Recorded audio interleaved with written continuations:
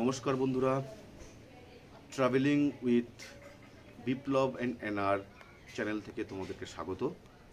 আমি বিপ্লব। তোমাদেরকে হাওড়া থেকে হরিদ্বার হয়ে তুঙ্গনাথ যাওয়ার যে রুট ম্যাপ, কিভাবে যেতে হবে, কিভাবে থাকবে, কোথায় থাকবে, কিভাবে যাবে, সব তোমাকে বিস্তারিত আমার এই ভিডিওটা দেখে জানতে পারবে। তাই স্কিপ করবে না, পুরো ভিডিওটা দেখবে, তাহলে তোমাদেরকে আর কোনো অসুবিধায় পড়তে হবে না। আমি যেভাবে গাইড করব, এই গাইডেই তোমরা আরামসে যেতে পারবে। তো প্রথমেই বলে রাখি, কেউ যদি তোমরা হাওড়া থেকে যাও অথবা দেশের বিভিন্ন প্রান্ত থেকেই যাও, তো তোমাদেরকে প্রথমে নামতে হবে হরিদ্বার স্টেশন। তা হাওড়া থেকে আমি যেহেতু গিয়েছিলাম, তা হাওড়া থেকে হরিদ্বার অবধি 3টে ট্রেন যায়। প্রথম উপাসনা এক্সপ্রেস, কুম্ভ এক্সপ্রেস এবং দুন এক্সপ্রেস। তো সপ্তাহে 2 দিন উপাসনা এক্সপ্রেস চলে, সপ্তাহে 5 দিন কুম্ভ এক্সপ্রেস চলে। একই ট্রেন দুভাবে নাম দিয়ে চলে। আর দুন এক্সপ্রেস মোটামুটি সপ্তাহে রোজই চলে। তো প্রেফার করব তোমরা কুম্ভ অথবা উপাসনার উপরেই জোর দেবে, কারণ এর মাত্র তোমাকে 27 ঘন্টার মধ্যে তোমাকে হরিদ্বার পৌঁছে দেবে। মাত্র 22টা স্টপেজ এবং 1535 কিলোমিটার হাওড়া থেকে হরিদ্বারের দূরত্ব। আর কেউ যদি তোমরা এয়ারে যেতে চাও, তো জলিগ্র্যান্ট এয়ারপোর্ট আছে দেহরাদুনের, সেখানে নেমেও তোমরা হরিদ্বারে চলে আসতে পারো, অথবা ওখান থেকে না এসে তোমরা তুঙ্গনাথে ডাইরেক্ট চোপতায় চলে যেতে পারো, বা যেভাবে মানে দেশের যে প্রান্তে, বা বিভিন্ন বাসও আছে। তো আমি কিভাবে গেছিলাম সেটা তোমাদেরকে আমি জানাচ্ছি। তো আমরা এই 5ই জুলাই আমি 12 জন আমরা একসঙ্গে গিয়েছিলাম। প্রথমে হাওড়া থেকে একদম ডট টাইম 1টার সময় আমাদের কুম্ভ এক্সপ্রেস ছেড়ে দিয়েছিল, এবং পরের দিন 3:50 টাইম, আমি 3:15 মধ্যে আমাদেরকে হরিদ্বারে ঢুকিয়ে দিয়েছিল। তো হরিদ্বারে আমি 3:15 নেমেই ফার্স্টে তোমরা কি করবে, স্টেশনের সামনে অনেক হোটেল আছে থাকবার জন্যে। তা আমি আমার আগের থেকে আমার বুকিং করা ছিল হোটেল, সেই হোটেলে গিয়ে আমি ছিলাম, হোটেল ত্রিশূল, স্টেশন রোড। সেখানে থাকলাম। মাত্র 2000 টাকায় আমরা মোটামুটি 2টো রুম পেয়েছিলাম, এবং আমরা 12 জনই ওখানে থাকতে পেরেছিলাম। আর হরিদ্বারে গিয়ে তোমাদেরকে প্রথমেই বলবো যে খাওয়া দাওয়া নিয়ে কিছু চিন্তা করবে না, ওখানে সমস্ত নিরামিষ খাবার। একটু পায়ে হেঁটে মার্কেটের দিকে যাবে, সেখানে গিয়ে দেখতে পাবে যে দাদা বৌদির অন্তত 4-5টা হোটেল আছে এবং মাসির হোটেল আছে। তা তোমরা যদি বাঙালি খাবার খেতে চাও, ওই দাদা বৌদির হোটেল অথবা মাসির হোটেলে গিয়ে মাত্র 80 টাকায়, শুনলেও অবাক লাগবে, 80 টাকায় পেট ভরে 2 রকম সবজি, ডাল, ভাত, ঘি, বেগুনি, বিভিন্নভাবে তোমরা খাওয়া দাওয়াটা সেরে নেবে। তো এবং খাওয়া দাওয়ার করার পর আমরা চলে গেলাম রুমে যাওয়ার পর পরদিন সকালবেলা আমরা হরিদ্বার যেহেতু চোপতা যাব, সেই চোপতার জন্যে আমাদের গাড়ি ঠিক করতে হবে। তো আমার আগে থেকে গাড়ি বুকিং করা ছিল।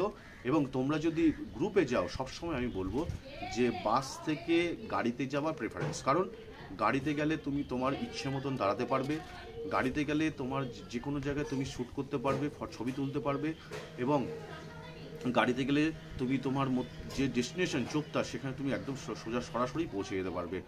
আর হরিদ্বার থেকে চোপতার দূরত্ব হচ্ছে 197 কিলোমিটার, যা আমি যদি প্রাইভেট গাড়িতে যাই তাহলে আমার মোটামুটি 7 থেকে 8 ঘন্টা লাগবে।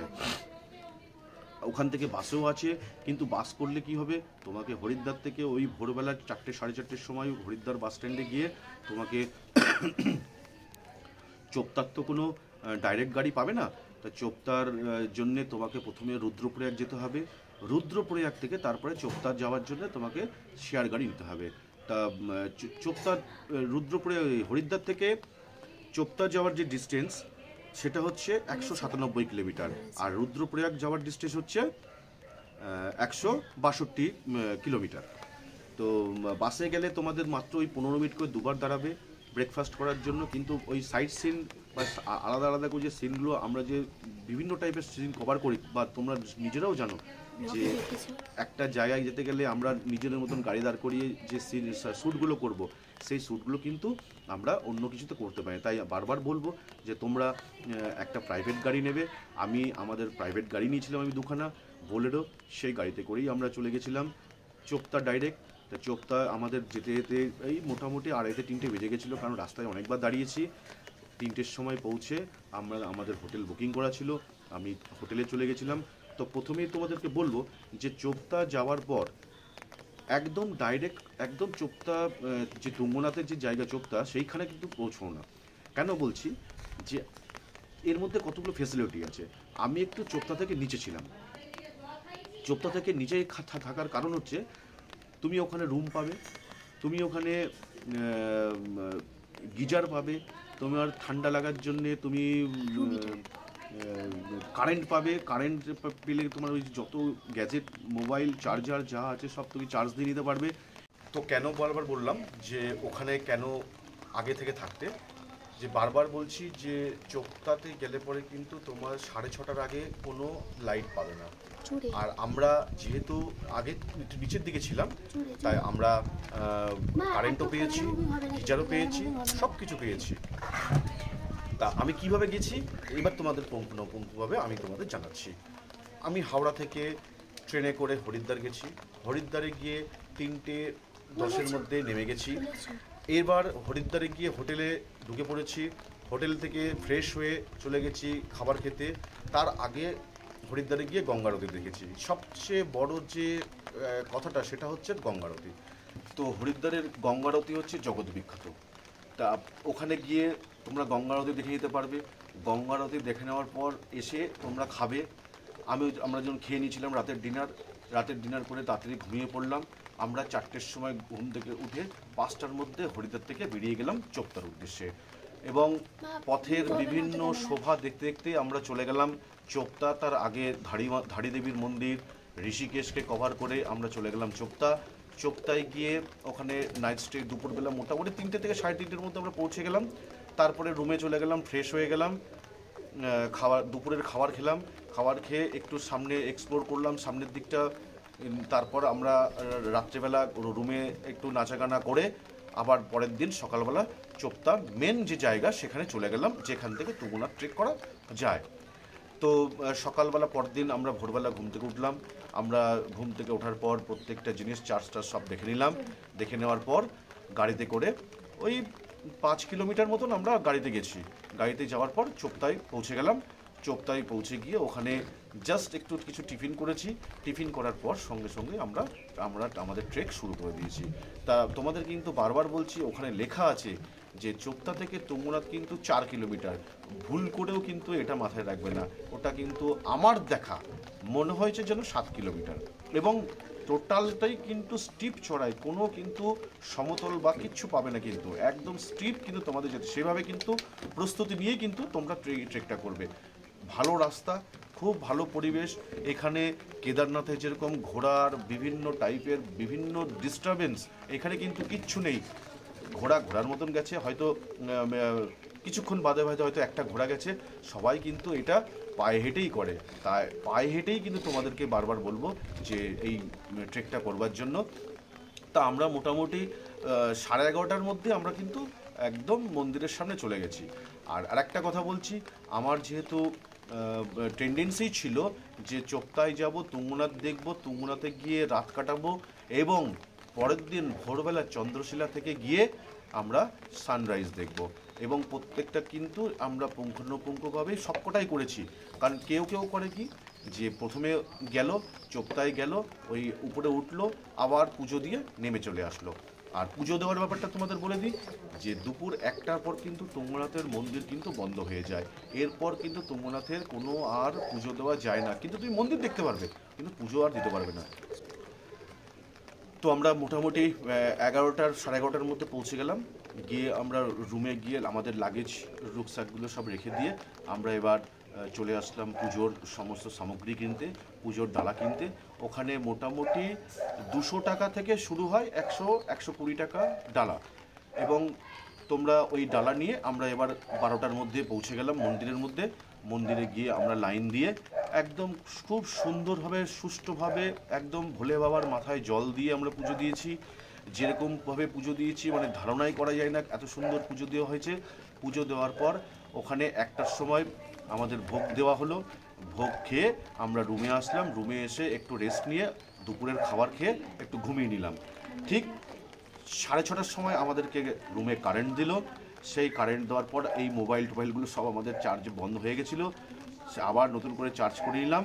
তারপরে চলে গেলাম আমরা সন্ধ্যারতি দেখতে। সন্ধ্যারতিটা সুন্দরভাবে করা আছে। আমি তোমাদেরকে আমার ব্লগে আমি সন্ধ্যারতিটা ভালোভাবে দেখিয়েছি। আর ওই টাইমে তোমরা যাবে, সন্ধ্যারতি দেখবে। সন্ধ্যারতি দেখার পর কিন্তু একদম সোজা রুমে চলে আসবে, বাইরে থাকার কোনো চেষ্টা করবে না, কারণ মন্দির কিন্তু ওই যেই সন্ধ্যারতির হয়ে যায় তারপরে কিন্তু বন্ধ হয়ে যায়। রুমে চলে আসলাম, রাতের খাবার খেয়ে ঘুমিয়ে পড়লাম। পরের দিন একদম 3টের সময় আমরা ঘুম থেকে উঠেছিলাম। ওঠার পর 4টের সময় আমরা এই চন্দ্রশিলা ট্রেকের জন্য আমরা রওনা দিই। এখানেও কিন্তু সেই এক দিকভ্রষ্ট যে চন্দ্রশিলা কিন্তু সকলে বলবে যে 1 কিলোমিটার, কিন্তু একদম না। চন্দ্রশিলাও কিন্তু দেখতে দেখতে 1.5 থেকে 2 কিলোমিটার ট্রেক। তা আমরা চন্দ্রশিলাতে উঠলাম। চন্দ্রশিলারও একদম খাড়াই চড়াই রাস্তা। বারবার বলবো যে সঙ্গে কর্পূর রাখবে এবং কিছু ড্রাই ফ্রুট রাখবে। যখনই হাঁপিয়ে যাবে বা কিছু হবে, হয় কর্পূর শুকবে নাহলে পরে, কারণ আর অল্টিটিউড কিন্তু অনেক হাই। মোটামুটি ধরে রাখো প্রায় 12,700 থেকে 800 ফুট হচ্ছে চন্দ্রশিলা এবং 12,600 ফুট হচ্ছে তুঙ্গনাথ। আর এটা কিন্তু পৃথিবীর সর্বোচ্চ মানুষের দ্বারা তৈরি একমাত্র মন্দির, যে মন্দিরে এত উচ্চতায় রয়েছে শিব মন্দির। কারণ এর থেকে অনেক উঁচুতে আছে, কিন্তু সেটা কোনো গুহাতে রয়েছে, যেমন অমরনাথ অনেকটাই উঁচুতে আছে, গুহাতে হচ্ছে, বা কৈলাস। কিন্তু তুঙ্গনাথ হচ্ছে মানুষের দ্বারা তৈরি মন্দির। এবার আমরা ওখান থেকে ঠিক এই সকালবেলা 5:30 একদম সানরাইজ হলো এবং সানরাইজটা এত সুন্দরভাবে দেখতে পেলাম। তো এবার চোপতা থেকে আমরা চন্দ্রশিলা থেকে নেমে আসলাম আবার মন্দিরের সামনে। মন্দিরকে বাই বাই করে এবার আমরা হাঁটা শুরু করলাম। আমরা মোটামুটি 8টা থেকে 8:30টার মধ্যে আমরা নিচে চলে আসলাম চোপতায়। তা আমাদের শুধুমাত্র তুঙ্গনাথ ছিল না, এর সঙ্গে আমাদের বদ্রীনাথ ছিল। বদ্রীনাথের সঙ্গে আমাদের বসুধারা ওয়াটারফলস ছিল।